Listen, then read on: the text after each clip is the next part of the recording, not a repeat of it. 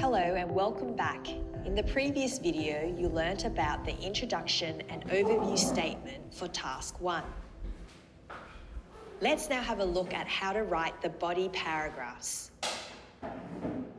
You will learn about the structure of body paragraphs and how to select information to include in these paragraphs. In Task 1, you must identify the significant or main trends or the points of comparison in the visual that you are given.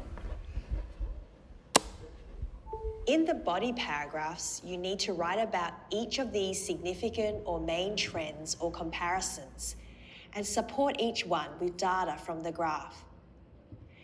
It is very important that you include specific numbers and data. Let's look at an example of how this is done in the body paragraphs.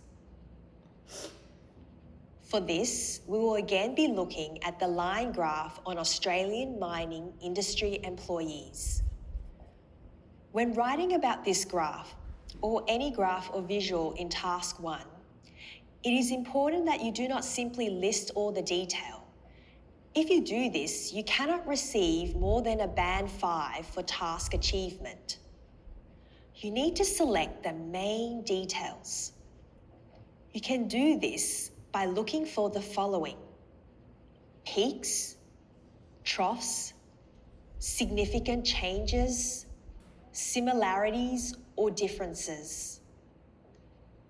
This graph shows change over time, and some of the main trends are a peak in 1900 of just over 60,000, a second smaller peak of just under 50,000 in 1950, a decline from 1900 to 1940 before a rise, a decline from 1960 to 1990, a low of 15,000 in 1990. After you have identified the main trends, you need to think about how you will organize this information.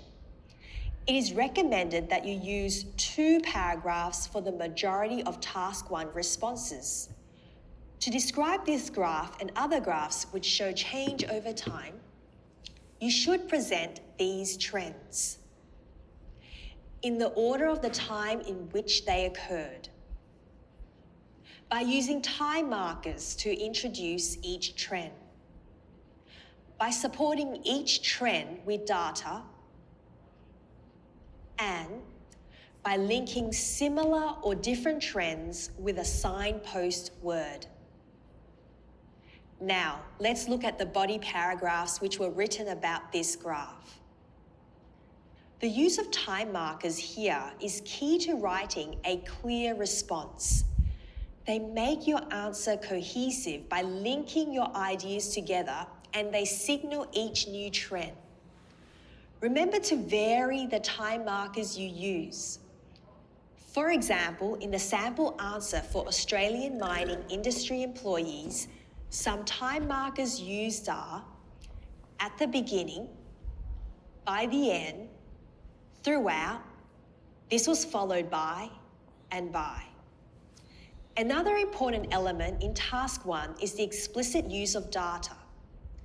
If you describe the graph without using data, you cannot receive more than a band 5 for task achievement. Look at how the student has referenced specific amounts and numbers from the graph. However, you do not need to do this in every sentence. Notice how the sentence beginning with however does not include a specific amount.